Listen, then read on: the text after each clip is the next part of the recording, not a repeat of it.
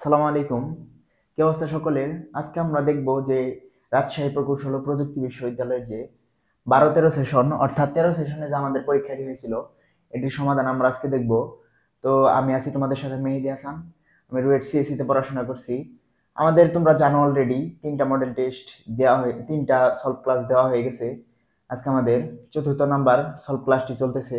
আমরা টোটাল তোমাদের জন্য 6টি সলভ ক্লাস রেখেছি এবং তোমাদের জন্য 6টি model test, demo model test এবং 6টি ফাইনাল মডেল টেস্ট রেখেছি। তোমরা যারা ক্লাসগুলো করছো অবশ্যই মডেল টেস্টগুলো দিবা, কারণ তোমরা জানোই যে পরীক্ষার আগে পরীক্ষা দেওয়াটা কত গুরুত্বপূর্ণ। যদি আমরা পরীক্ষার আগে পরীক্ষা নিয়ে না দিতে পারি তাহলে কিন্তু আমাদের প্র্যাকটিস থাকে না। অবশ্যই তোমরা পরীক্ষার আগে যত পারো যে কোনো অ্যাডমিশন দেওয়ার আগে শুধু রুয়েট না, বুয়েট তো হয়ে গেল, প্রিলি আমাদের হয়ে গেছে অলরেডি, তো রিটেনের জন্য ভালো করে প্রস্তুতি নিও। আমারও কিন্তু তোমার ভাগ্যবশত রিটেনে হয় না, প্রিলিতে হয়েছিল। তো তোমরা অবশ্যই ভালো করে প্রস্তুতি নিবা। তাহলে আজকের ক্লাসটি দেখি যে আমরা কিভাবে সহজে টেকনিকের মাধ্যমে ক্যালকুলেটর দিয়ে সহজে সমাধান করতে পারি এবং কম সময়ের ভিতরে সমাধানগুলো করতে পারি। তো কথা না বাড়িয়ে চলো ক্লাসটি শুরু করি আজকে। এখানে দেখো আমাদের প্রথম কোশ্চেনটি আছে, একটি ম্যাট্রিক্সের ম্যাথ দেয়া আছে। আমরা প্রথমে ম্যাথ সমাধান করব, তারপর ফিজিক্স, তারপর আমরা কেমিস্ট্রি দেখব। তো এখানে দেখো আমাদের এগুলা দেয়া আছে, এগুলা কিন্তু আমাদের ধরো ক্যালকুলেশন করে মিলাইতে গেলে কিন্তু অনেকটা সময় লেগে যাবে। তো আমাদের কি করতে হবে, দেখো আমাদের প্রত্যেকটিতে x1, এটা কিন্তু 4 আছে, এটা 3 আছে, 4 3। যদি আমরা এই প্রত্যেকটির মান 1 করে নিয়ে নিই, xyz এটা তো 1 বসাই দেই, তাহলে দেখো কি হতে পারে, এটা যদি 2 হবে, এটা 1 1, এটা হবে আমাদের 1, এটা 2 হবে, এটা হবে 1, এটা 1 1 2। এখন এই ম্যাট্রিক্সটার মান, এই নির্ণায়কটার মান আমরা সরাসরি নির্ণয় করে দেব। দেখো ম্যাট্রিক্সে গিয়ে ম্যাট্রিক্সের ডিক্লেয়ার করে নিয়ে একটা ম্যাট্রিক্স ডিফাইন করে নিয়ে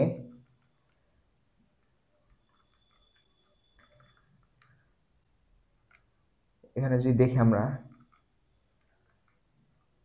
ম্যাট্রিক্স এ আছে, এটা যদি আমরা ডিক্লেয়ার করি এখানে ম্যাট্রিক্সে গিয়ে,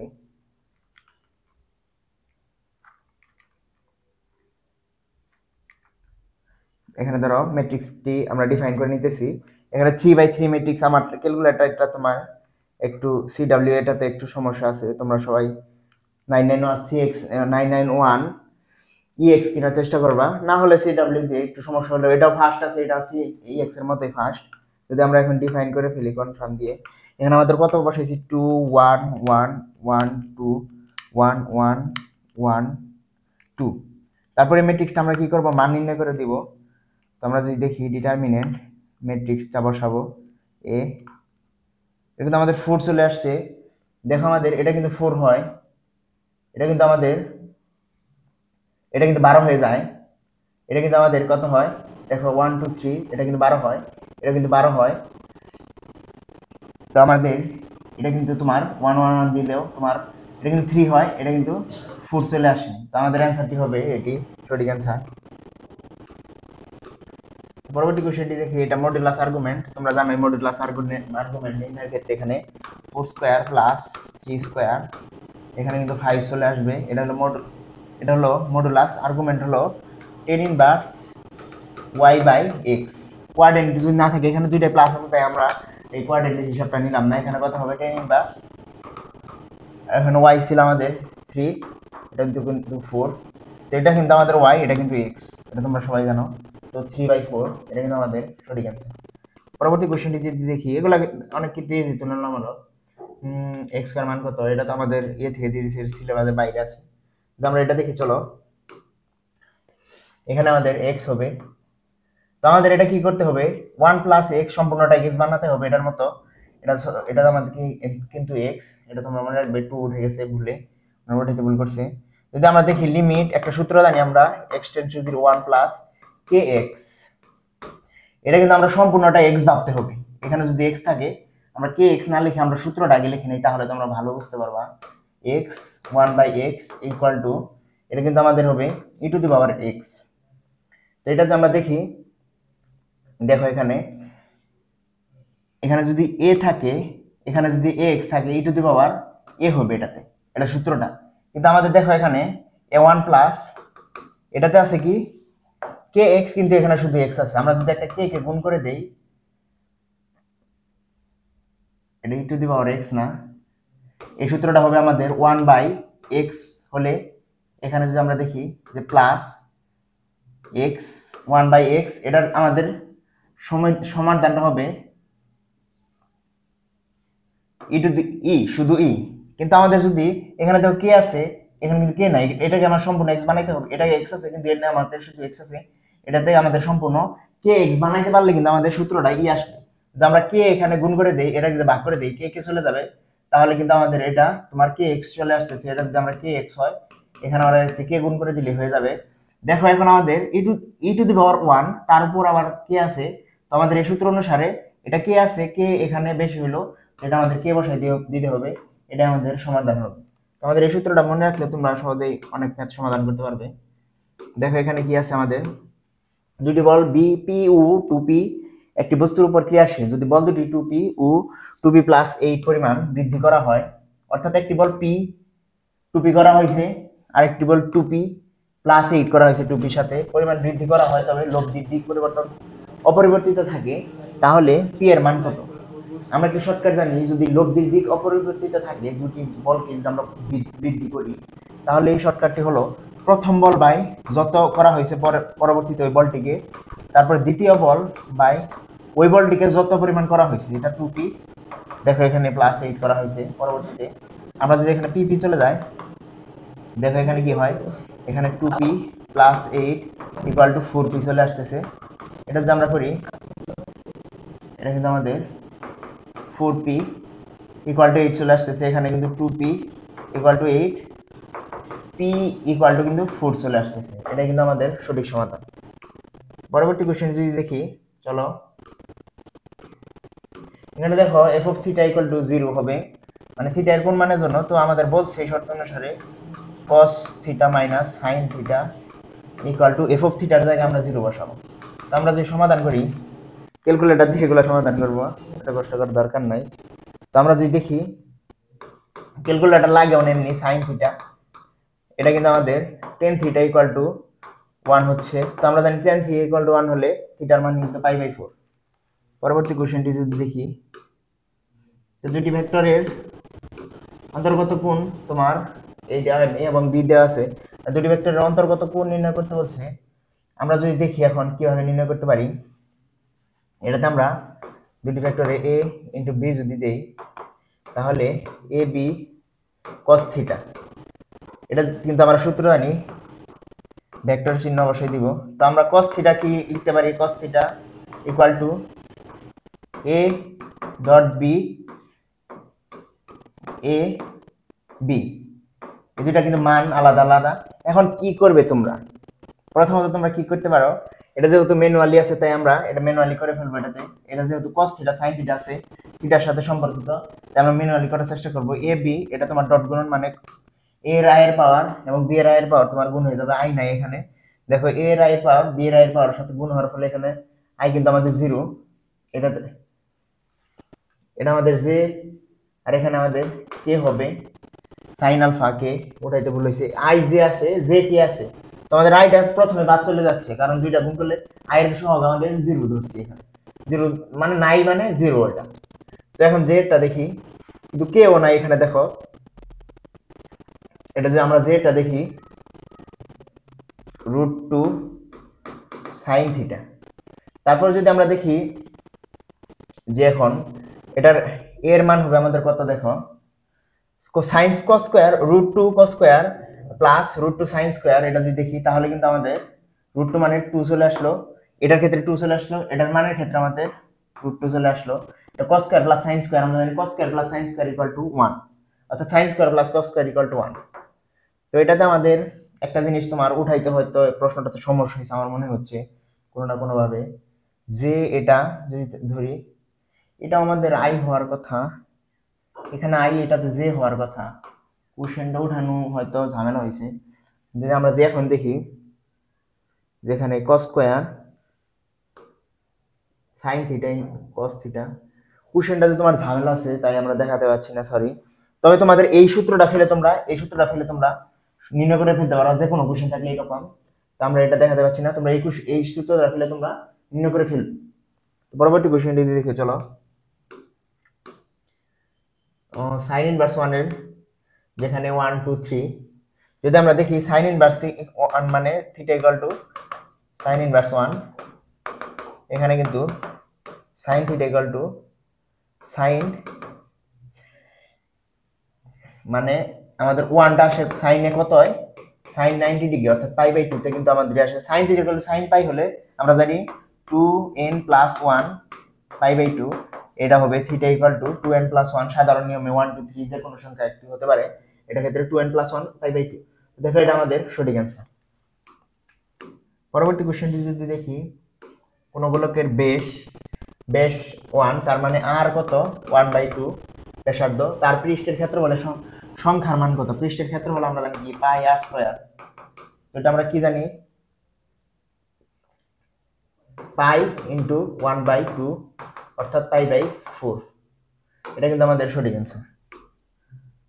পৃষ্ঠের ক্ষেত্রফলের সাংখ্যিক মান চাইছে, তো আমাদের একটি ম্যাথ পাইছি, ভালো ম্যাথ। দেখো এখানে এর মূলদ্বয় সমান হবে, যদি মূলদ্বয় সমান হলে আমরা জানি কি d = 0, অর্থাৎ এখানে যদি আমরা বসাই দেই, এখানে আমাদের 2 দেখো আমরা b² - 4ac = 0, এটা তার মানে এখানে b² যদি বসাই এখানে 4, দেখো আমরা কি হয় দেখেন এখানে কিন্তু আমাদের 2 এটা যদি বর্গ করে দেখেন 4 চলে আসতেছে -4ac 4b² - 4ac 4 হলো, তো আমরা 4টা কেটে দিতে পারি দুইটা থেকে, শুধু এখন আমরা k + 2 দিব -4ac, 4টা লিখবো না কারণ 4 আমরা কমন নিয়ে নিছি অলরেডি। এইভাবে তোমরা শর্টকাট আস্তে আস্তে মানগুলা বাদ দিয়ে কিন্তু সহজে সমাধান করতে পারো। a + 1 * 4 - k = 0। তো তোমরা কি করবে এখন দেখো ক্যালকুলেটরে কিভাবে সমাধান করতে পারো। তোমরা এটা সম্পূর্ণটা উঠাই দিবে লেফট হ্যান্ড সাইডে একটা ফাংশন, আমাদের একটা ফাংশন ডিফাইন করতে হয় আর কে 991 লিখছে, তোমরা সরাসরি এই অংশটা উঠায়া তোমরা ভ্যালুটা ডিফাইন করতে পারো। x এর মান 1 দিয়ে তোমরা চেক করতে পারো রাইট হ্যান্ড সাইড 0, মানে k এর মান দিয়ে তোমরা চেক করতে পারো রাইট হ্যান্ড সাইড 0 আসে। একটা মান দিলে যদি 0 না আসে তাহলে ওই অপশনটা কাটা, আরেকটা মান দিয়ে যদি চেক করো ওই অপশনটা যদি আসে তাহলে ওই অপশনটা হতে পারে। তো আমরা প্রথমে ডিফাইন করে নিব x + 2 whole square minus 8x + 1, তারপর দিব 4 - x। তো আমরা যদি এখন এটা ডিফাইন করা শেষ হয়ে গেছে, এখন আমরা শুধু f অফ x এর cw তে তোমরা শুধু ফাংশন মানে আমাদের এই ফাংশন f অফ x এর ভিতরে ঢুকবা, ফাংশন ডিফাইন করবা, ডিফাইন করার পর তোমরা এটা ফাংশন হইছে, এটা তোমার মানটা বসাই এই অংশটা বসাবা, পরে তোমরা কেটে দিয়ে ফাংশন f অফ x দেখবা, ওটাতে শুধু মানটা বসাও। প্রথমে আমরা 0 দিয়ে দেখি, চলো রাইট হ্যান্ড সাইড 0 আসে, তার মানে 0 অপশন যেটা নাই ওগুলা চলে যাবে। তো এটা আমাদের এটা হতে পারে, এটা হতে পারে। এখন আমরা 3 দিব প্রথমে, তারপর আমরা 4 দিব। তো চলো দেখি 3 দিয়ে এটা 0 চলে আসছে, তো আমাদের রাইট অ্যান্সার পেয়ে গেছে অলরেডি, এটা কিন্তু আমাদের রাইট অ্যান্সার। পরবর্তী কোশ্চেনটি যদি দেখি, এখানে দেখো আমাদের কি আছে f অফ x = এত, যদি আমরা e⁻²f অফ x কত, e⁻²f অফ x মানে a e⁻² ln sin x, এটা কিন্তু আমরা বসাই দিয়েছি সরাসরি এটাতে f অফ x এর মানটা বসাইছি শুধু। দেখো 2 ln sin x, ln এর উপরে বর্গ করে দিলে কিন্তু আমাদের এই 2টা উপরে চলে যাইতেছে, অর্থাৎ আমরা দেখো 4 ln x, এটা কিন্তু আমরা লিখতে পারি ln x⁴। তো আমরা এটা এইভাবে লিখবো, এখানে দেখো e⁻ln sin x স্কয়ার। তো আমরা এখন কি করতে পারি e⁻ln x, আমরা জানি e⁻ln x = x, তো আমরা এখানে লিখতে পারি sin x স্কয়ার।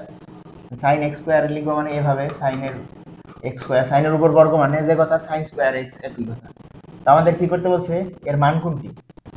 তো আমাদের দেখো এটাকে এখন ভাঙতে হবে, এখানে কয়েকটি মান আছে, দেখো হাফ নিয়ে যদি নেই, কজে নিতে গেলে কিন্তু অবশ্যই আমাদের হাফ নিতে হবে।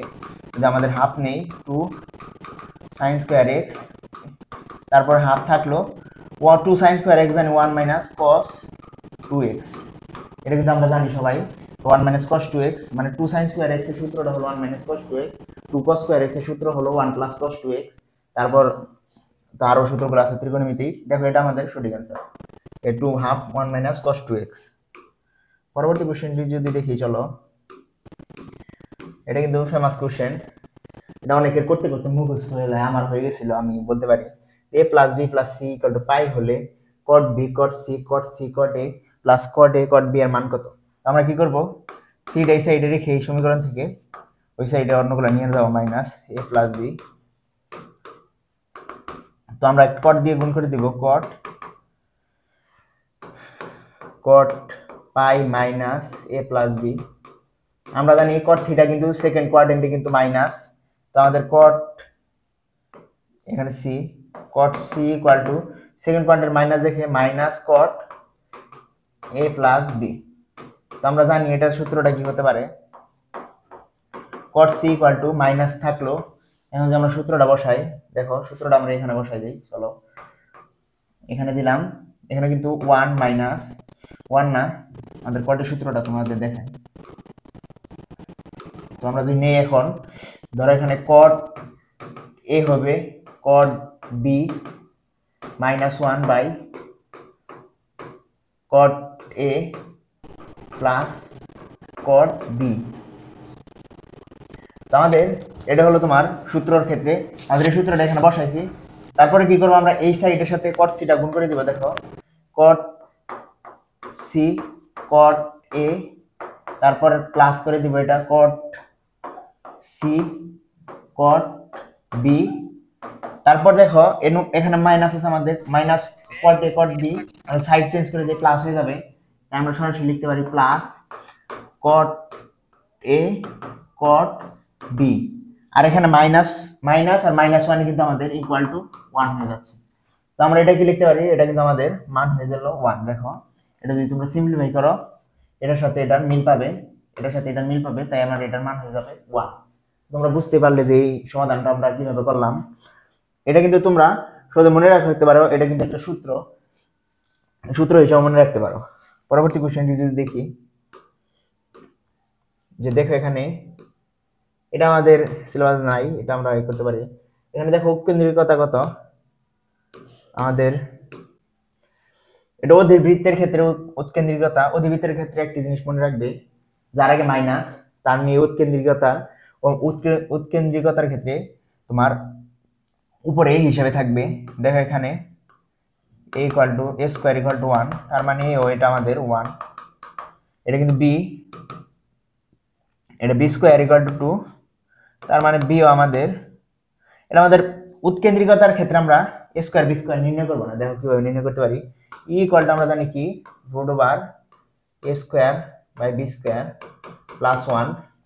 এখন যে আমরা এটা করে দেই, দেখো a স্কয়ার b স্কয়ার মানটা বসাই দিবে 1/2 প্লাস 1, এটা কিন্তু রুট ওভার করে দেব, এটা কিন্তু রুট 3/2 চলে আসতেছে।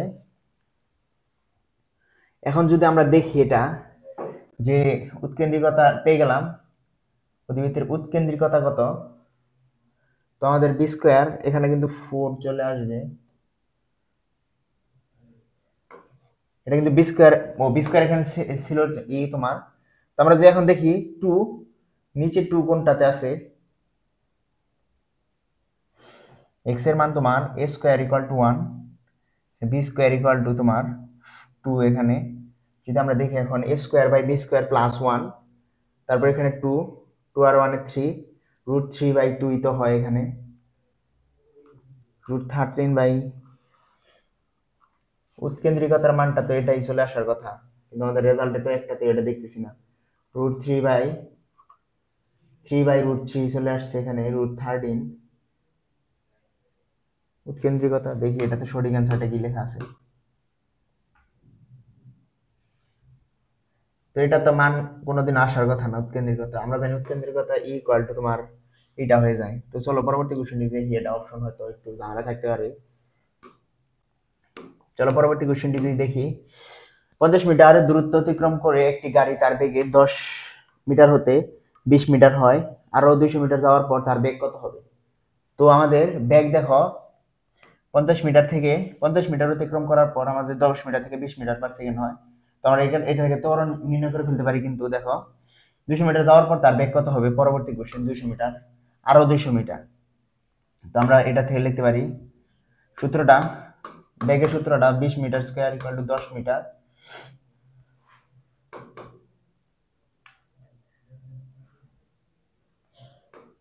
মাইনাস প্লাস 2as, এটা কিন্তু আমাদের 50 হবে। এটা আমরা যদি এখন ক্যালকুলেটরে নির্ণয় করি, চলো এটা আমরা a এর মানটা নির্ণয় করে ফেলতে পারি 20 স্কয়ার মাইনাস 10 স্কয়ার আর 2 ইনটু 50।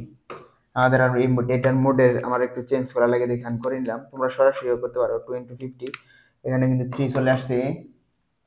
তার পরবর্তী সমীকরণে দেখো 200 মিটার, আরো 200 মিটার। তো এই 200 মিটারের ক্ষেত্রে আমরা a জানি, তোমার ভিটা v2 জানি। তাহলে যাওয়ার পর ব্যাক কত হবে আমরা যদি এখন দেখি, v লাস্ট ইকুয়াল টু এখানে 20 স্কয়ার প্লাস 2 ইনটু এর মান আমরা জানি 3 ইনটু 2as 200 মিটার। তো আমরা এখানে এটা যদি নির্ণয় করি 20 স্কয়ার প্লাস 2 ইনটু 3 ইনটু 200, এখানে দেখো 1600। এটা b1 স্কয়ার ইকুয়াল টু এখানে 1600 চলে আসতেছে। তারপরে এটা যদি আমরা b1 লিখি 1600 এর যদি রুট করে দেখি এখানে কিন্তু আমাদের চলে আসবে 40। এটা আমাদের সঠিক অ্যান্সার। তো চলো পরবর্তী কোশ্চেনটি যদি দেখি, দেখো এটা আমাদের একটু বোঝার আছে, এই জিনিসটা তোমরা ভালো করে বুঝবে। এটা আমাদের গতিবিদ্যা থেকে দিছে। একটি উচ্চ টাওয়ারের শীর্ষ হতে একটি বল 21 মিটার পার সেকেন্ড গতিবেগে অনুভূমিকভাবে নিক্ষেপ করা হলো। এটা কিন্তু অনুভূমিকভাবে নিক্ষেপ করা হলো। ধরো একটি বল আছে, বলকে তোমার এভাবে নিক্ষেপ করা হলো অনুভূমিকভাবে, কত বেগে? 21 মিটার পার সেকেন্ড বেগে। বলটি টাওয়ারের পাদদেশ হতে 84 মিটার দূরে অনুভূমিকভাবে আঘাত করলে, ধরো এটা হলো আমাদের অনুভূমিক তল, বলটি এত উচ্চতা থেকে নির্ণয় করছে, টাওয়ার উচ্চতা কত, এত উচ্চতা থেকে নির্ণয় করছে, অনুভূমিকভাবে নিক্ষেপ করছে। বলটি ধরো অনুভূমিকভাবে নিক্ষেপ করলে তো এইদিকে এসে পড়বে কিভাবে? এবার ধরো এখানে এসে পড়লো বলটি, তাহলে অনুভূমিকভাবে তোমার কত দূরত্ব অতিক্রম করছে দেখো বলে দিছে। এটা আমাদের 84 মিটার দূরত্ব অতিক্রম করছে। দেখো আমাদের বলটা কিন্তু প্রথমে নিক্ষেপ করা হয়েছে অনুভূমিকভাবে, তাহলে অনুভূমিকভাবে কিন্তু আমরা তোমার দূরত্ব জানা আছে। তো অনুভূমিকভাবে তোমার সমান বেগে কিন্তু এই ক্ষেত্রে চলবে। তো আমরা লিখতে পারি অনুভূমিকভাবে অতিক্রান্ত দূরত্ব 84 ইকুয়াল টু এর সমান সমান ভি টি। এখন আমরা এটা থেকে টিটা নির্ণয় করতে পারি না। দেখো টিটা কেন নির্ণয় করতেছি এটা তোমাদের বলি।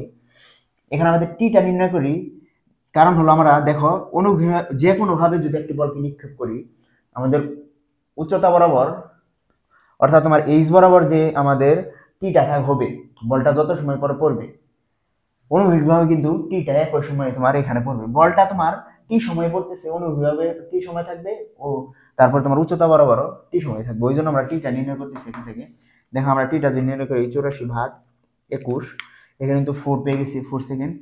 এখন আমরা উচ্চতা বরাবর দেখব।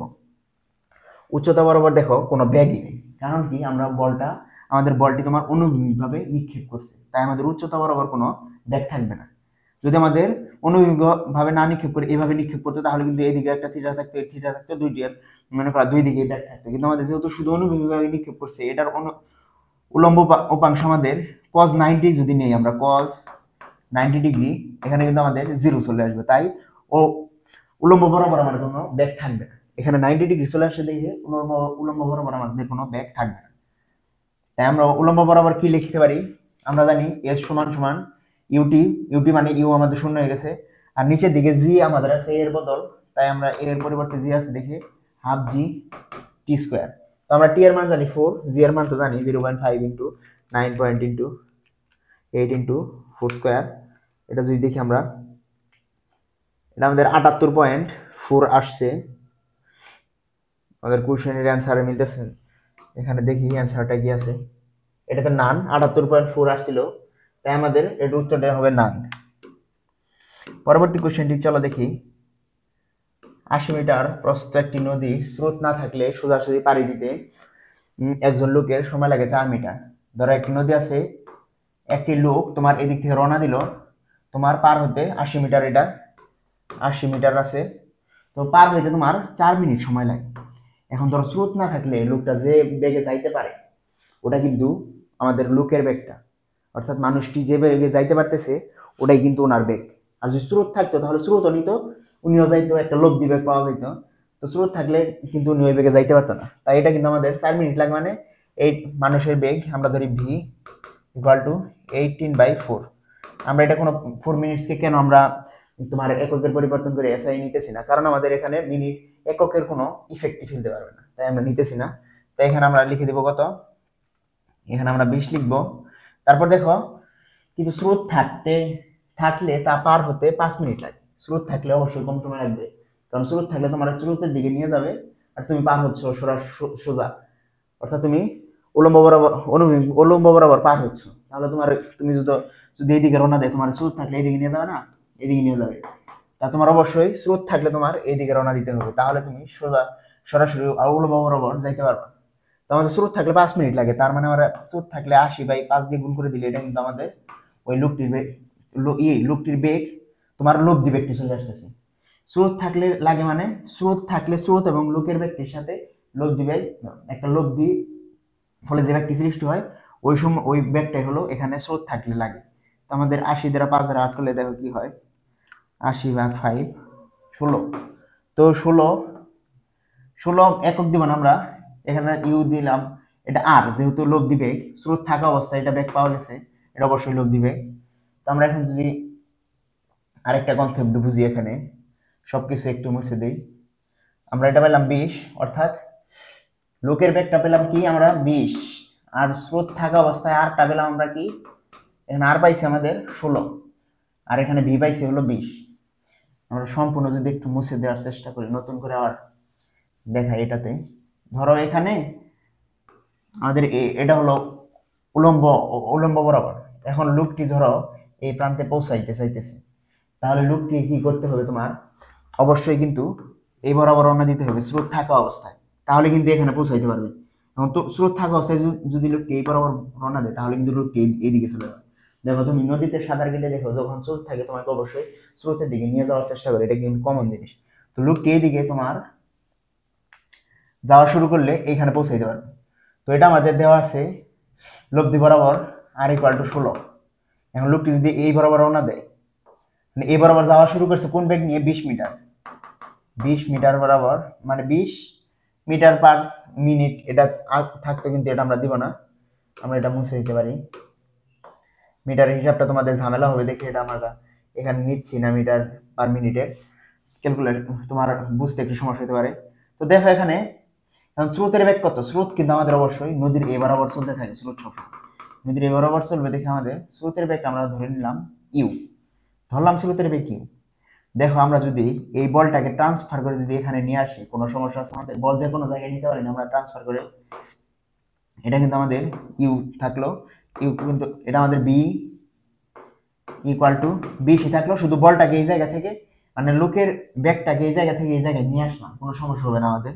দেখো এখন এটা মিলে, এই তিনটা বাহু মিলে কিন্তু একটা সমকোণী ত্রিভুজ তৈরি হয়ে গেছে অলরেডি। তো আমরা সমকোণী ত্রিভুজের সূত্রটা ফেলে দিলে কিন্তু আমরা ইউ পেয়ে যাচ্ছি, দুটা মান জানি আমরা সমকোণী ত্রিভুজের, অতিভুজ আর আমরা লম্বটা পেয়ে গেছি, তাহলে আমরা ইউ স্কোয়ার অতিভুজ স্কোয়ার মাইনাস আর স্কোয়ার এটা যদি করে দেই, দেখো সমকোণী ত্রিভুজের ক্ষেত্রে আমরা লিখছিলাম তোমার আর এই সাইডে লিখে U square plus B square না লিখে সরাসরি সূত্রটা লিখে দিলাম, তাহলে ইউ আমরা কি পাবো, ইউ যদি আমরা দেখি U equal to root over B square minus R square, এটা আমরা পেলাম। বি স্কোয়ারে কিন্তু 20 আর আর স্কোয়ার 16, যদি আমরা এটা করে দেই বি স্কোয়ার মাইনাস 16 স্কোয়ার, মানটা আমরা 12 পেয়ে গেলাম। 12 যদি আমরা এটা বুঝতে পারি, তাহলে আমাদের কয় মিনিট লাগতে পারে তোমরা একটু কমেন্টে জানাই দাও, যে এখানে যদি আমরা বুঝতে পারি এটা আমাদের কয় মিনিট লাগতে পারে। আমার মনে হয় না এটা 30 সেকেন্ডের উপরে লাগার কথা, চিত্র তোমার মাথায় থাকবে তুমি এই টাইপের অঙ্কগুলো করলে। পরবর্তী কোশ্চেনটি চলো দেখি।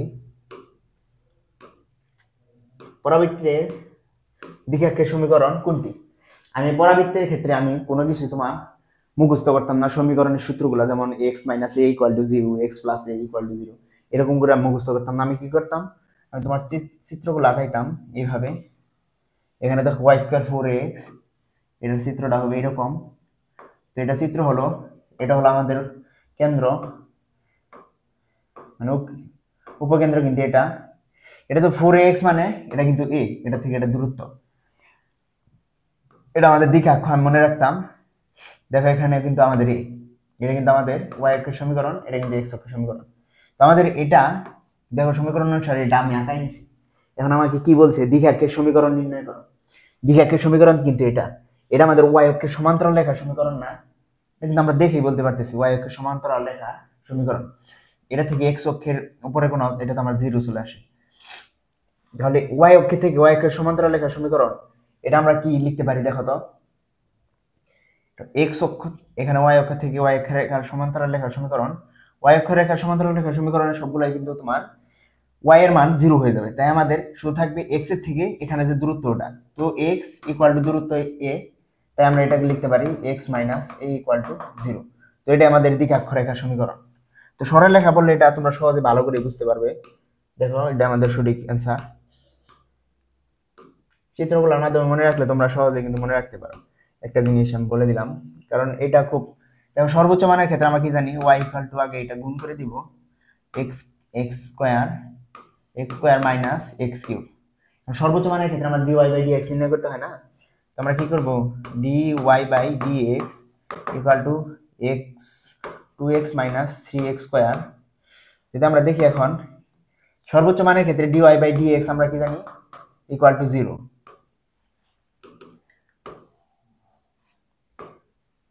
যদি আমরা দেখি এখানে ছিল আমাদের 2x স্কোয়ার, এটাতে আমরা ডিফারেন্সিয়েশন করে দিছি, তারপর সর্বোচ্চ মানের ক্ষেত্রে আমরা জানি এটা সমান 0। এখন আমরা জানি এটা যদি x নেই 2 মাইনাস 3x ইকুয়াল টু 0। তো আমাদের x এর একটা মান আসতেছে কত, x ইকুয়াল টু 0 আর আসতেছে 2/3। তো আমাদের আমরা কি করব এখন, এটা যদি আমরা থাকে, এখন আমরা কি করতে পারি, x এর মানটা পেয়ে গেছি, আবার যে ইন্টিগ্রেশন করি, দেখো আবার ডিফারেন্সিয়েশন করতে হবে, এটা d square y by dx square equal to 2 minus 6x equal to 0। তো এটাতে দেখো আমরা যদি 0 বসাই তাহলে কিন্তু প্লাস হয়ে যাচ্ছে, তার মানে আমরা সর্বোচ্চ মানটা পাইতেছি না, সর্বনিম্ন মানটা পাবো 0 বসাইলে। যদি আমরা 2/3 বসাই তাহলে কিন্তু আমরা সর্বোচ্চ মানটা পেয়ে যাচ্ছি, মানে একটি মান দ্বারা আমরা যেহেতু তোমার সর্বনিম্ন মানটা পাইতেছি, সর্বোচ্চ মানটা পাইতেছি না, তাই আরেকটি মান দিয়ে আমরা চেক করব। দেখো এখানে 2 মাইনাস নাম যেহেতু আছে তোমাদের কিন্তু চেক করতে হবে, সারা চালাই করে নাম দিয়ে দেয়, একটা সর্বোচ্চ মান পাওয়া যাবে না, তখন তোমরা চেক করো না, একটা দ্বারা পাওয়া যাবে না মানে সর্বোচ্চ মান আরেকটা দ্বারা পাওয়া যাবে, এটা বসাই দাও, তারপর তোমরা ক্যালকুলেশন করে একটা অ্যান্সার, তো সাররাও চালাক দিয়ে দিবে একটা অপশন অ্যান্সার, ওটাই লাগাই দিবে, তখন তোমাদের 0.25 কাটা চলে যাবে। তো আমাদের অবশ্যই চেক করতে হবে 6 ইন্টু কত, এখানে 2/3, দেখো -2 আসছে, এটা আমাদের x ইকুয়াল টু -2 আসছে না, x ইকুয়াল টু -2 না, সম্পূর্ণটা মান আমাদের কিন্তু -2 চলে আসছে। তো এটাতে আমরা সর্বোচ্চ মানটা পাবো, তো আমার x এর মানটা এখানে বসাই দিব, x এর মানটাই আমরা এই সমীকরণে বসাবো সর্বোচ্চ মানের জন্য। তো আমাদের যদি বসাই 2/3 1 মাইনাস 2/3, যদি আমরা বসাই দেখো 4/27, এটা আমাদের সঠিক অ্যান্সার। এটা যদি পরবর্তী কোশ্চেনটি লিখি, আমাদের দেখো এখানে আমরা কি করতে পারি, এখানে আমরা একটা জিনিস করতে পারি, এখানে এটা আমাদের পাই হবে অবশ্যই, তোমাদের আজকে একটি টেকনিক দেখাই, দেখো f(0 to pi cos x dx), কালকে অবশ্যই বলছিলাম ইন্টিগ্রেশন বা ডিফারেন্সিয়েশন উল্টো একটি জিনিস, 4 মাইনাস sin স্কয়ার x। তো আমরা এটা কি করব, এখন আমরা কি জানি d sin x by dx, d এখানে কিন্তু cos x আসে, cos x আসে, এটা আমরা জানি সবাই, ডিফারেন্সিয়েশন করলে d sin x equal to আমরা কি cos x dx, এটা লিখতে পারি, এটা আমরা dx টাকে ওই পাশে নিয়ে গেলাম, শুধু লিখতে পারবো না, অবশ্যই লিখতে পারবো। তো আমরা d sin x equal to এটা লিখতে পারি, দেখো cos dx কে আমরা কিন্তু d sin x দ্বারা তোমার চেঞ্জ করে দিতে পারি, অর্থাৎ আমরা চাইতেছি যে এখানে চলককে পরিবর্তন করে দিব, x এর জায়গায় আমরা sin dx নিয়ে আসবো, কারণ এখানে sin চলক আছে, মানে আমাদের চোখে পড়ে গেছে যে sin এখানে আছে, তার মানে আমার sin চলকে নিয়ে আসলে এটা আমরা সহজে সমাধান করতে পারবো। আমরা যদি দেখি, চলো এখানে আমরা লিখে দিতে পারি 0 to pi d sin x, তারপর যদি এখানে আমরা দেখি 2 square minus sin square x, এটা যদি দেখি, দেখো dx বাই রুট ওভার, এখানে কিন্তু আমার π/2 ছিল, এটা π/2, তো dx by root over a square minus x square, a square minus এখানে সরাসরি x স্কয়ার, তার মানে আমরা কি এখানে লিখতে পারি 1/2 sin ইনভার্স, এখানে যদি dx এর জায়গায় আমাদের sin x আছে, তো আমাদের sin x লিখতে হবে, তার মানে এটা আমাদের 1/2 sin x, এখানে কিন্তু x হবে, তারপর আমাদের লিমিটটা বসাইতে হবে 0 থেকে π/2, এটা কিন্তু হয়ে যাবে দেখো 1/2 ইন্টু π/2। আমরা যদি দেখি এখানে π/4 চলে আসতেছে, তো এটা আমাদের সঠিক অ্যান্সার এটার। পরবর্তী কোশ্চেনটি যদি দেখি, এটা নাই হয়তো, যদি আগের কোশ্চেনগুলো আসে। এখন আমরা ফিজিক্স অংশ দেখবো, ম্যাথের অংশ শেষ হয়ে গেছে অলরেডি, ম্যাথটা দেখলাম আমরা। যদি ফিজিক্সে যাই, দেখো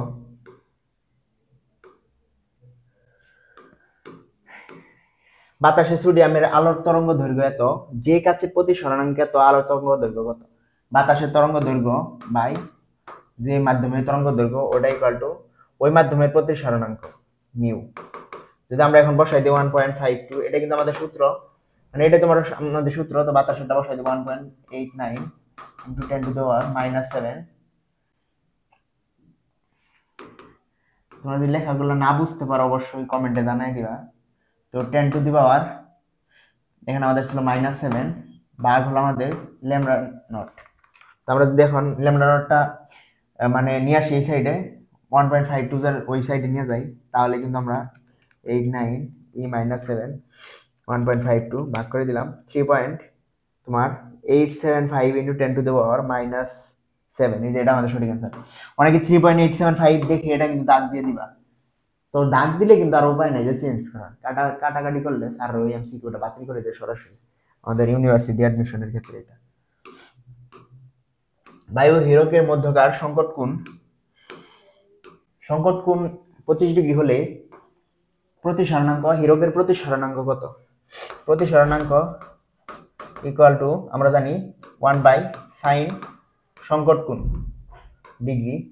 তো আমরা যদি এটা বসাই দিই 1/sin, এগুলা তো শুধু সূত্র বসাও আর শুধু ক্যালকুলেটর দিয়ে করবা, এগুলো তার কোনো ই নেই। সূত্রগুলো মনে রাখবা 2.36, এটা 37, এটাই সঠিক অ্যান্সার।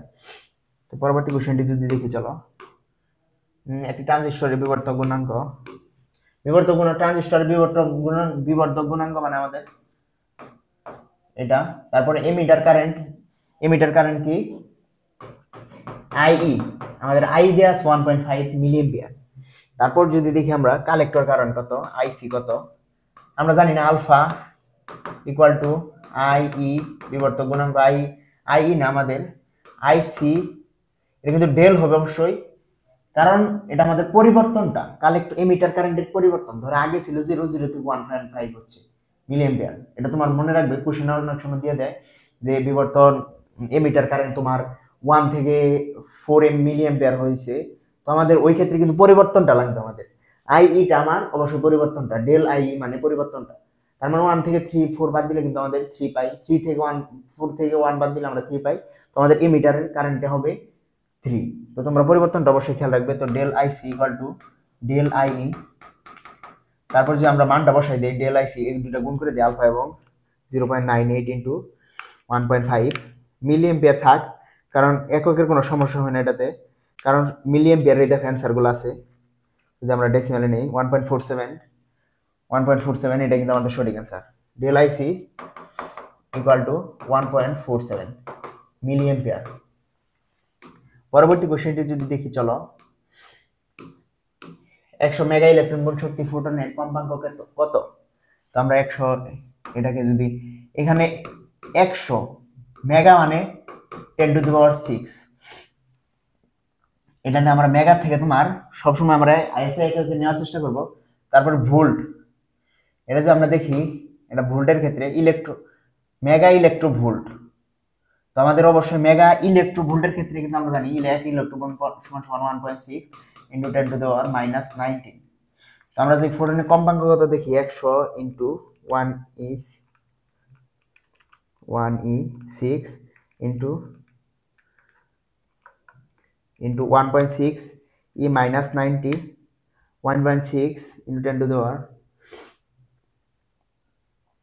এটা কিন্তু আমাদের শক্তি আছে, পেয়ে গেলাম 1.6 ইন্টু 10⁻⁻11। ফোটনের কম্পাঙ্ক কত চাইছে, এটা কিন্তু আমাদের ই, আমরা জানি কি ই ইকুয়াল টু, এটা কিন্তু আমরা এসআই এককে নিয়ে আসছি অলরেডি, এটা কিন্তু জুল, এইচ নিউ, জুলে নিয়ে আসলাম কারণ হার্জে আছে এখানে। তো আমরা এটা যদি লিখি 1.6 আর এইচ হলো 6.63 into 10⁻⁻34, 1.6 10 to the power minus 11 beta রেখে এইটা নিচে নিয়ে আসলাম 6.63 into 10 to the power minus 34। তারপর যদি আমরা এটা করে দেই অ্যান্সারটা ছিলই অ্যান্সার ভাগ 6.63 minus 34 2.41 into 10 to the power 12 hertz. এটা কিন্তু আমাদের সঠিক অ্যান্সার। তো তোমরা ক্যালকুলেটর দিয়ে সূত্রগুলো শুধু বসাও। আর কিলো ওয়াট 1 কিলোওয়াট ঘন্টার সমান কত 1 জুল, কত কিলোওয়াট ঘন্টার সমান 1 জুল।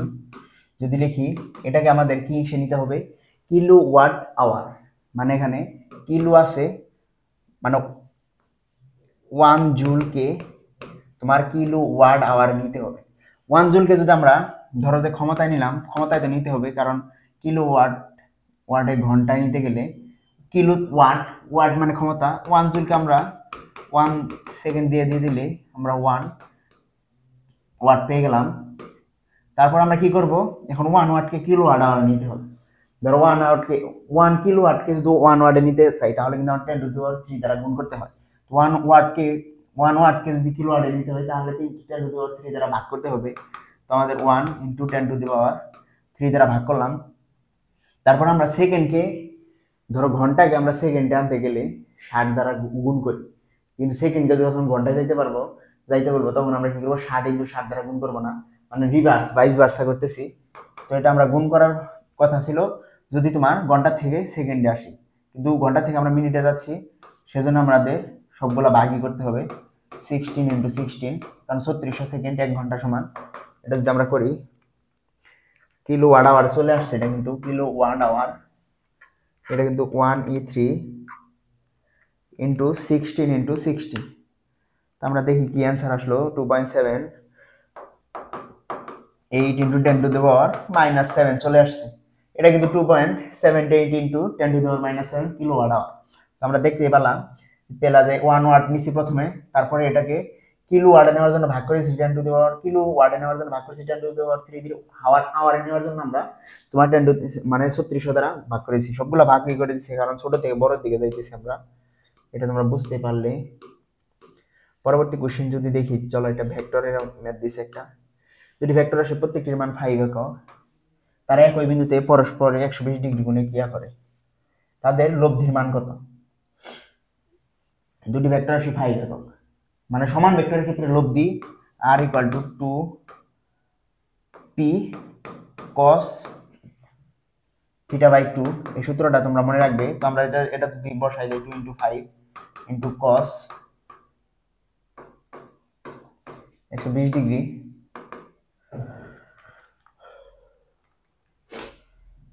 এটা কিন্তু cos 120 ডিগ্রি হবে না,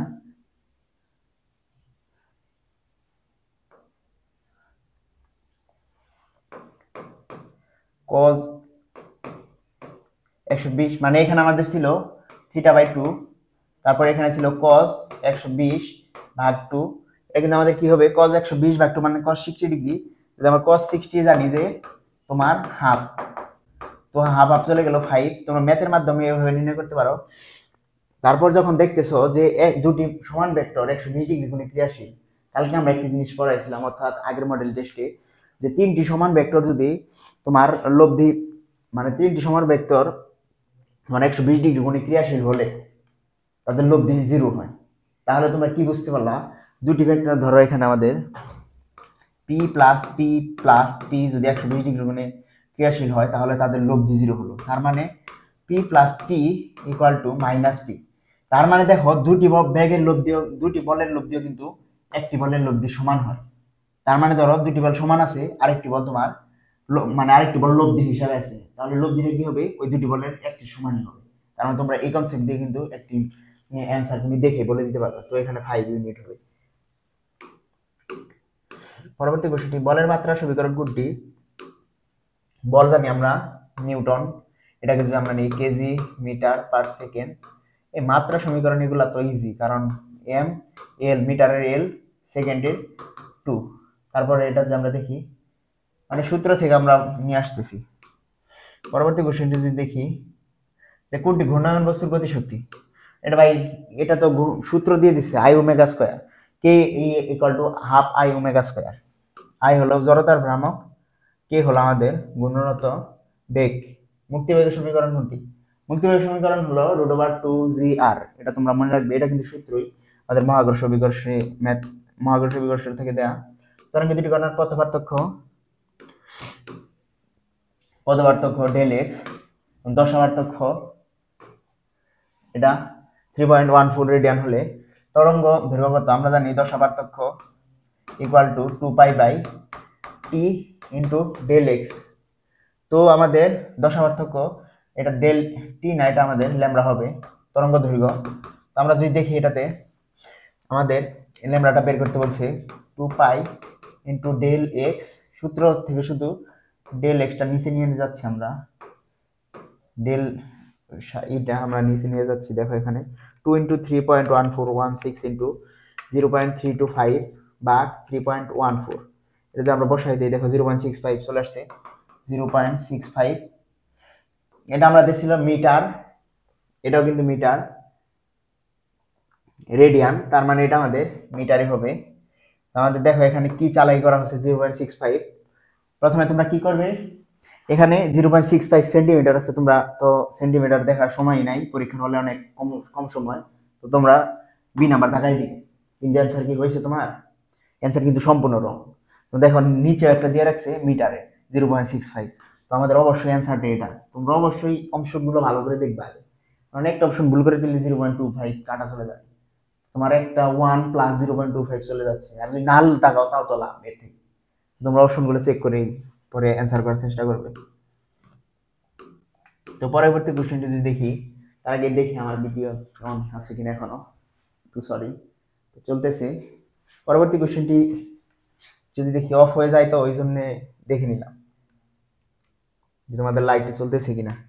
এখন যদি দেখি, এটা আমাদের একটি ত্রুটিপূর্ণ থার্মোমিটারের বরফ বিন্দু 5 ডিগ্রি, ত্রুটিপূর্ণ থার্মোমিটারের কথা বলছে, কিন্তু স্ট্রিম বিন্দু 115 ডিগ্রি সেলসিয়াস। কোন বস্তুর প্রকৃত তাপমাত্রা মানে আমাদের সেলসিয়াস স্কেলের তাপমাত্রা, তার মানে ওই থার্মোমিটারের বস্তুটির তাপমাত্রা কত।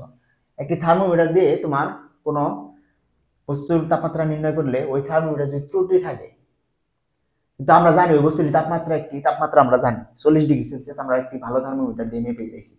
তো ওটা ভালো থার্মোমিটারের জন্য আমরা কি লিখতে পারি? 40 ডিগ্রি বাই 100, কারণ এখানে 100 মাইনাস জিরো, কারণ ভালো থার্মোমিটারে তোমার বরফ বিন্দু 0 ডিগ্রি আর স্ট্রিম বিন্দু কিন্তু 100 ডিগ্রি, তাই আমরা এটা লিখছি। তারপরে দেখো এখন তোমার খারাপ থার্মোমিটার, যেটা তোমার নষ্ট অথবা রিডিং কম দেয়, একটু ত্রুটি আছে, ওইটার ক্ষেত্রে আমরা কি লিখতে পারি? ওই থার্মোমিটারে কিন্তু ওই থার্মোমিটার বস্তুটি তাপমাত্রা নির্ণয় করো। ওই থার্মোমিটারে এটা আমরা ধরে নিলাম সি মাইনাস বরফ বিন্দু বা স্ট্রিম বিন্দু মাইনাস বরফ বিন্দু। এখন আমরা কিভাবে সহজে নির্ণয় করতে পারি? আমরা সমীকরণে চলে যাব, কারণ সমীকরণে গেলে সব থেকে কম সময় লাগে আমাদের। 100 x মাইনাস 5 বাই 115 মাইনাস 5 ধরো দিয়ে দিলাম, কত দিবে এখানে? রেঞ্জের কাছাকাছি দিয়ে চলো, এখানে দিয়ে দিলাম 45 দিলাম আমরা, দেখো 49 চলে আসছে, এটা আমাদের সঠিক অ্যান্সার। তোমরা এখানে C equal to 49 degree Celsius.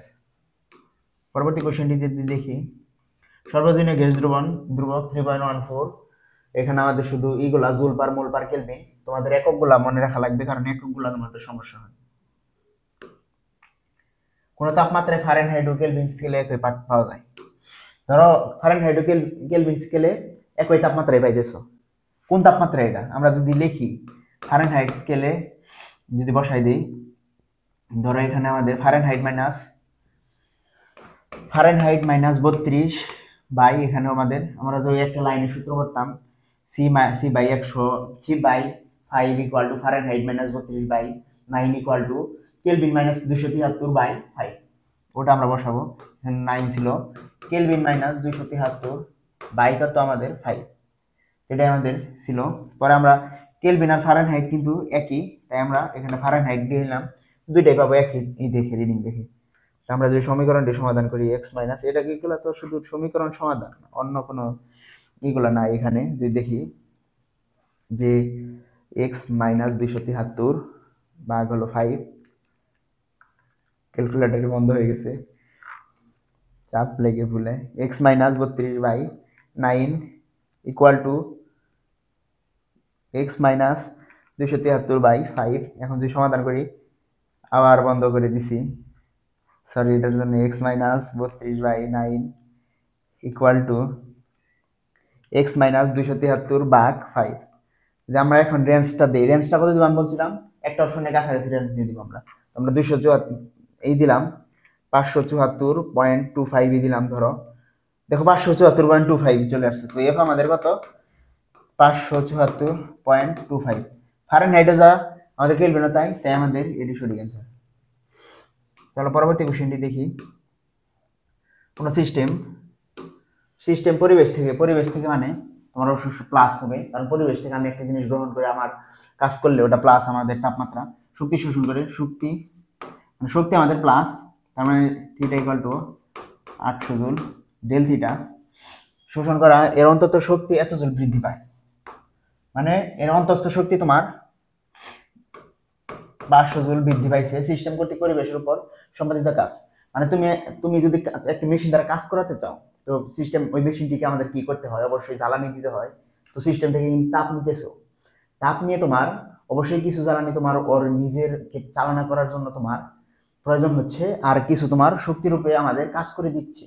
তো আমরা কি জানি, যদি আমরা থার্মোডাইনামিক্সের প্রথম সূত্রটি তোমার অ্যাপ্লাই করি, তো আমাদের সুশিষ্ট শক্তি ইকুয়াল টু অন্তস্থ শক্তির পরিবর্তন প্লাস কাজের পরিমাণ, মানে এইটুকু আর নিজের প্রয়োজনে ইউজ করতে স্যার এই অংশটুকু আমাদের কাজ করে দিচ্ছি।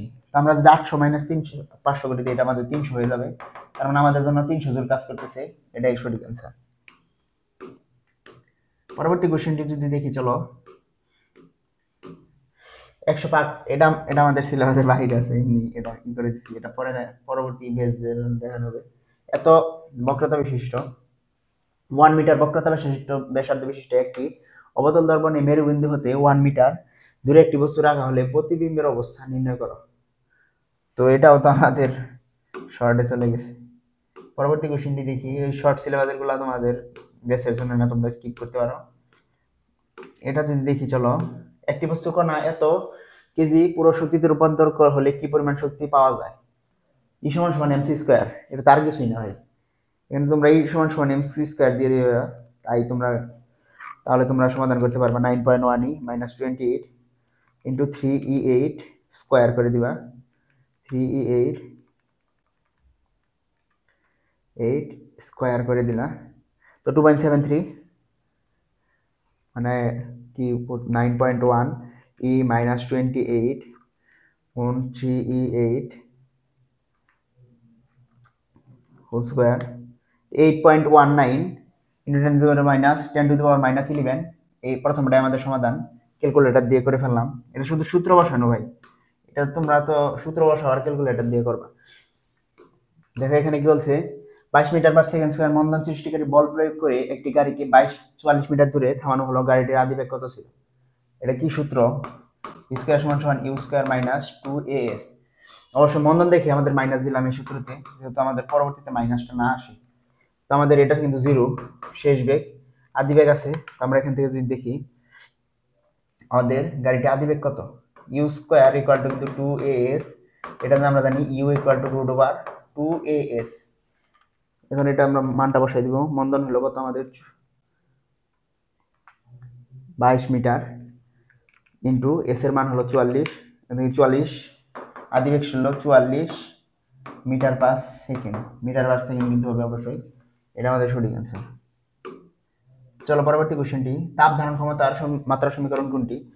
তাপ ধারণ ক্ষমতার মাত্রা সমীকরণ মানে ক্ষমতাটা বলছে ক্ষমতার সাপেক্ষে, তাপের সাপেক্ষে ক্ষমতার এটা মানটা। তো আমাদের এটা জানি আমরা থিটাই, তো পি এর আমরা জানি কি M L square T inverse 2, এটা আমরা জানি। এখন থিটার জন্য আমরা থিটাটা উপরে ইনভার্স করে দিব, M L square T inverse 2 theta inverse. আমরা কিন্তু এটা কয়েকবার করে দেখেছি তোমার, তো এটা আমাদের M L square T inverse 2 theta 1। পরবর্তী সমীকরণটি, এটা আমাদের সঠিক অ্যান্সার ছিল। তো সূর্যের ভর নির্ণয়ের সূত্র, এটা আমরা কিভাবে নির্ণয় করতে পারি?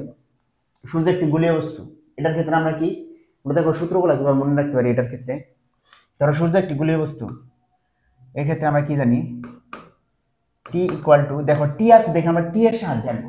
তো আমরা ঘূর্ণায়মান বস্তুর ক্ষেত্রে তোমার T T equal to 2 pi L by G. এটা কি আমরা জানি? এল মানে এখানে কিন্তু আর ব্যাসার্ধ, এটা কিন্তু আমাদের আর ব্যাসার্ধটা, তো আর বাই জি এটা আমাদের ঘূর্ণায়মান বস্তুর ক্ষেত্রে তোমার পর্যায়কালটা আমরা নির্ণয় করতে পারি এটার মাধ্যমে।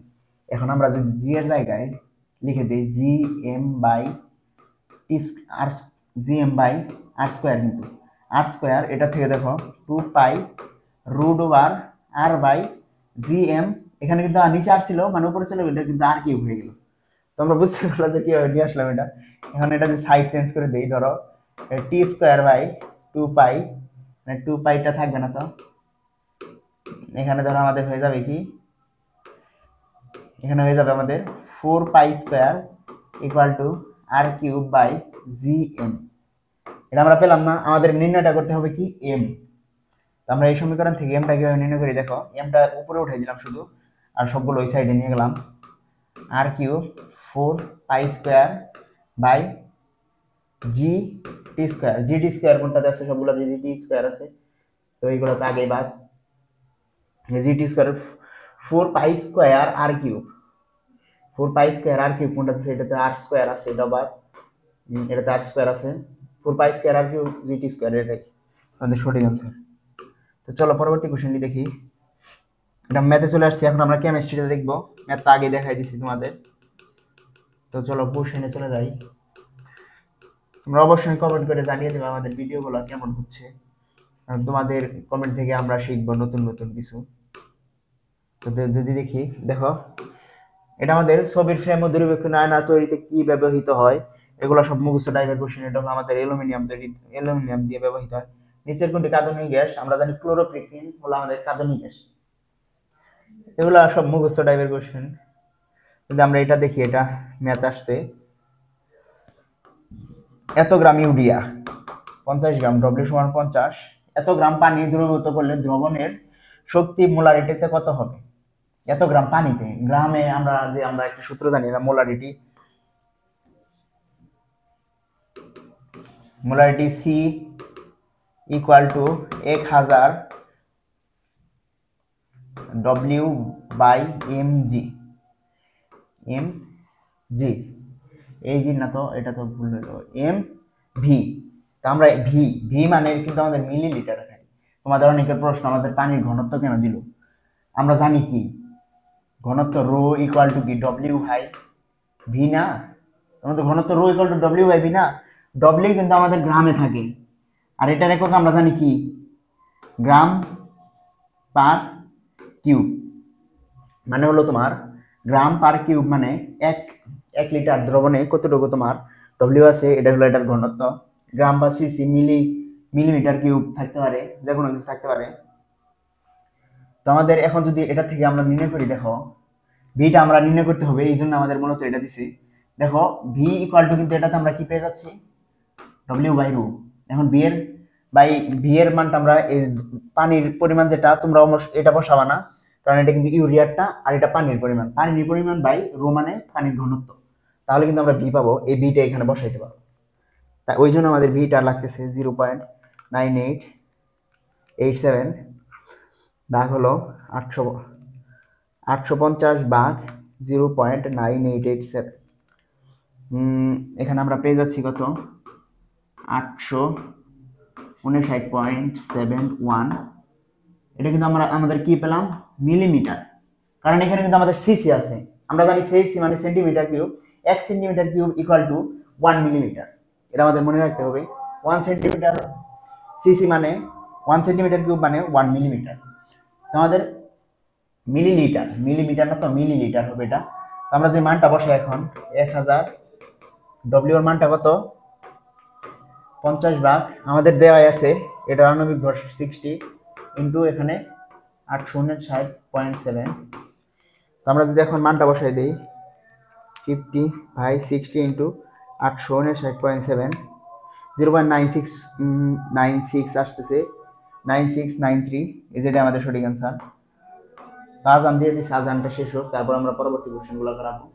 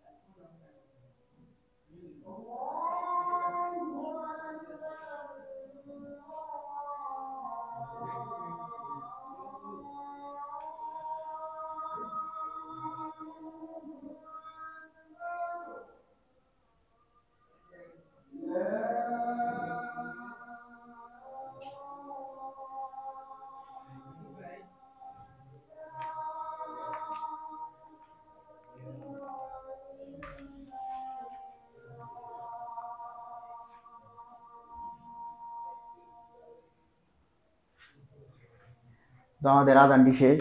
চলো আমরা দেখি পরবর্তী কোশ্চেনগুলা কেউ সমাধান করতে পারি। দেখো এখানে আমরা যদি পরবর্তী কোশ্চেনটা দেখি, এখানে 5 আয়োডিন দ্রবণে যদি সামান্য পরিমাণ স্টার্চ যোগ করা হয় তবে দ্রবণের রং কি হবে? এটা তোমার দ্রবণের রং হবে আমাদের গাঢ় নীল। এগুলো ভাই দেখি অ্যান্সার করবা যারা মুখস্থটাই ভালো তাদেরকে।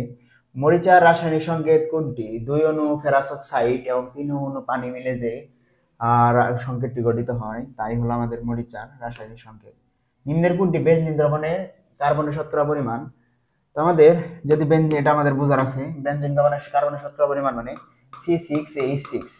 আমরা সম্পূর্ণ বেনজিন দ্রবণটি জানি 12 ইন্টু 6 প্লাস, এটা কিন্তু 6 হাইড্রোজেনের জন্য 12 ইন্টু 6 প্লাস 6, যদি দেখি এখানে কিন্তু আমাদের 78 আছে। এখানে আমাদের সম্পূর্ণটা 78, আর এখানে কার্বন আছে কত?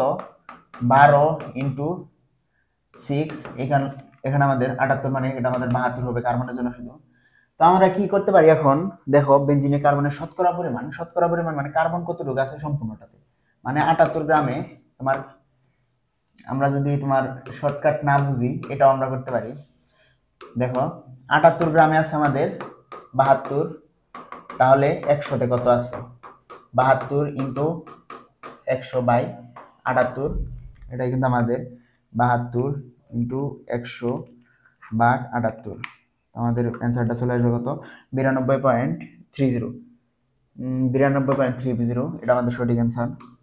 পরবর্তী কোশ্চেনটি যদি দেখি, নিম্নের কোনটি ডি ব্লকের মৌল? আমরা জানি মার্কারি হলো ডি ব্লকের মৌল। তারপরে যদি দেখি নিম্নের কোনটি রক্তের পিএইচ এর মান? আমরা এটা তো মুখস্থ, মানে আমরা জীববিজ্ঞান এগুলোটা পড়তে পড়তে তো আমাদের অনেকের মুখ ব্যথা হয়ে যায়, যে এটা আমাদের সঠিক অ্যান্সার। মুখ ব্যথা হয় বললে ভুল করলাম, সরি যদি কেউ রাগ করে থাকবে এটার জন্য। সর্বমোট কয়টি ইলেকট্রন এফ অরবিটাল ধারণ করতে পারে? আমরা কি জানি সর্বমোট কয়টি ধারণ করতে পারে? এস এ ধারণ করে 2টি, পিতে 6টি, বিতে 10টি, এফ এ 14টি। এটা তো রসায়নে যে ঢুকছে সেও ই করতে পারবে। তো নিম্নের নিউক্লিয়াসটি বিক্রিয়া এক্স কোন কণার? আমরা যদি দেখি 14C6 14N7, দেখো এখানে ইলেকট্রন ছিল 6টি, একটি বেরিয়ে গেল, কিভাবে বাড়লো? এখানে যদি আমরা একটি ইলেকট্রন -1, একটি বিটা আমরা জানি বিটা পার্টিকেলে কিন্তু -1 ইলেকট্রন তোমার করে, এটা যদি আমরা -1 করে দিই 7 -1, এটা কিন্তু 6 হয়ে যাচ্ছে, তার মানে এটা সমানুপাতিক হচ্ছে, অর্থাৎ আমাদের বিটা পার্টিকেল তোমার আমাদের যোগ করতে হবে ওই সাইডে। তো beta particle x = beta particle, এই জন্য। পরবর্তী কোশ্চেনটা যদি দেখি, নিচের কোন জটিল যৌগটি ক্ষারকীয় দ্রবণে নেসলার দ্রবণ বলা হয়? এটা আমরা জানি পটাশিয়াম মার্কেট I3। এটা দেখি অ্যান্সারটা প্রথমটি আমাদের শিল্পক্ষেত্রে K2HI3 থেকে হাইড্রোজেন পদ্ধতিতে তৈরির পদ্ধতিকে কি বলা হয়? নাইট্রেট তৈরির পদ্ধতিকে কি বলা হয়? এটা চলো দেখি, এগুলা তো ওইটাতে 3 নাম্বার অ্যান্সার, আমাদের 4 নাম্বার অ্যান্সারটি হবে সমুদ্রে। এগুলো সব মুখস্থ টাইপেরই মনে হয়। সমুদ্রের পানিতে সোডিয়াম ক্লোরাইড ঘনত্ব কত? তো এটাও তো মুখস্থ টাইপের। এটা প্রথম কোশ্চেনটি, প্রথম অ্যান্সারটি হবে নিচের কোন যৌগটি ফেলিং দ্রবণের সাথে বিক্রিয়া করে লাল অধ্যক্ষেপ করে? আমরা জানি CH2 টি আমাদের এটা বিক্রিয়া করে, এটা তো আমরা সবাই পড়ছি। ফেলিং দ্রবণের সাথে তোমার CH2 মূলক থাকলে তোমার এটা বিক্রিয়া করে, অর্থাৎ অ্যালডিহাইড থাকলে আমাদের এই বিক্রিয়াটি করবে তোমার ফেলিং দ্রবণের সাথে। সবচেয়ে তড়িৎ ঋণাত্মকতা মৌল হলো, তড়িৎ ঋণাত্মক মৌল হলো কোনটি? সবচেয়ে তড়িৎ ঋণাত্মক মৌল হলো আমাদের যেটা আমাদের আকারে ছোট হবে, সবথেকে এটাই হবে সবচেয়ে তড়িৎ ঋণাত্মক মৌল। তো আমাদের এখানে আকারে ছোট আছে 2 নাম্বারটি। ন্যাপথালিনের পাই বন্ধন কোনটি? যদি আমরা ন্যাপথালিনটি আঁকাই ফেলি, দেখো এটা যদি নেই, এটা আমরা ন্যাপথালিন জানি আমরা দুইটি বেনজিন মিলে ন্যাপথালিন হয়। তো আমরা যদি দেই, এটা দিলাম, এটা দিলাম, এটা দিলাম, এটা দিতে হবে, এটা দিতে হবে। তোমাদের এখানে পাই বন্ধন কতটি আছে দেখো, এগুলো সব সিগমা বন্ধন। এটা এটা এটা এটা এটা এটা সিগমা বন্ধন। এগুলা যদি সিগমা বন্ধন আসে তোমরা দিতে পারবা না, অবশ্যই পাই বন্ধন হলো এই যে এগুলা, এগুলা পাই বন্ধন। তাহলে এখানে কত 1 2 3 4 5টি আছে পাই বন্ধন। তো তোমরা এইভাবে চিত্রের মাধ্যমে মনে রাখতে পারো। তারপর যদি দেখি ড্রাই ওয়াশিং এ ব্যবহৃত হয় কোনটি? এগুলো হয় মুখোশ ডাইভের লাইট নেপথা। তারপর রক্তের বাফার ক্রিয়া সমীকরণ কোনটি? বাইকার্বনেট, অর্থাৎ কার্বনেট যৌগ তোমার হলো কার্বনেট থেকে আমাদের বাইকার্বনেট পরিণত হবে, অর্থাৎ দুটো হাইড্রোজেন থেকে একটা হাইড্রোজেন ত্যাগ করে আমাদের HCO3 অর্থাৎ কার্বনেট মূলকে পরিণত হবে। এটাই হবে আমাদের সঠিক অ্যান্সার। বাইকার্বনেট বা ফার দ্রবণ আমাদের রক্তে ক্রিয়া করে। এখানে দেখো ওর ভালো কোশ্চেন দিছে এটা। ম্যাঙ্গানেট ও 4 আয়নে ম্যাঙ্গানেজের এর জারণ সংখ্যা কত? যদি আমরা দেখি এটা ধরে নেই x, তো আমরা কি করতে পারি, আমরা যে সূত্রের মাধ্যমে করি তোমাদের দেখায়। তো এখানে 4 মাইনাস কিন্তু হবে, এটা আমাদের -4 × 2। আমরা অক্সিজেনে জানি -2, তাই আমাদের মাইনাস দিয়ে দিলাম সরাসরি। এখানে -1 উপরে আছে মাইনাস, তো -1 হবে এটাতে। তো আমরা যদি দেখি x = -1 + 8, তো আমাদের কি হবে 7 হবে এটাতে, অ্যান্সার 7। পরবর্তী কোশ্চেন দেখি বাতাসে, আমরা চলে আসছি ফিজিক্সে। তো আমাদের অলরেডি শেষ হয়ে গেছে। আমরা অলরেডি তোমাদের 12-13 সেশনটি শেষ করে দিলাম। তোমরা যারা ভিডিওগুলো দেখতেছো অবশ্যই তোমরা ভিডিওর সাথে পরীক্ষাগুলো দেবে, এটা আমার রিকোয়েস্ট থাকবে। কারণ পরীক্ষা না দিলে তোমরা অবশ্যই ভালো কিছু করতে, পরীক্ষা ভালো কিছু করতে গেলে তোমাদের পরীক্ষার প্রয়োজন আছে। আর তোমাদের পরীক্ষা দেওয়ার আগে তোমাদের অবশ্যই প্রস্তুতি ভালো করে নিতে হবে, এটা তোমরা জানো। ভালো করে প্রস্তুতি না নিলে পরীক্ষার হলে তোমরা লিখতে পারবে না। তো তোমাদের ভালো প্রস্তুতি নেওয়ার জন্য পরীক্ষা সব থেকে জরুরি। আর তোমরা আমাদের কোর্সগুলো কিভাবে পেতে পারো এটা কিন্তু আমরা অলরেডি দেখাই দিচ্ছি। দ্বিতীয় ভিডিওতে আমি দেখাই দিচ্ছি যে আমাদের ওয়েবসাইটে গেলে তোমরা সাজানো ভিডিওগুলো পেয়ে যাবে। আমাদের প্লেলিস্ট আকারে, প্লেলিস্টের মতো আমাদের ওয়েবসাইটেও প্লেলিস্ট তৈরি করা আছে, তো ওখানে পেয়ে যাবে। কোর্স এনরোল সাইডে কোর্স এনরোল লেখা আছে, ওটাতে এনরোল করে দিতে পারো। তো রিটেনের জন্য আমরা তোমাদের ক্লাস নেব। আজকের ভিডিও এই পর্যন্তই। আসসালামু আলাইকুম।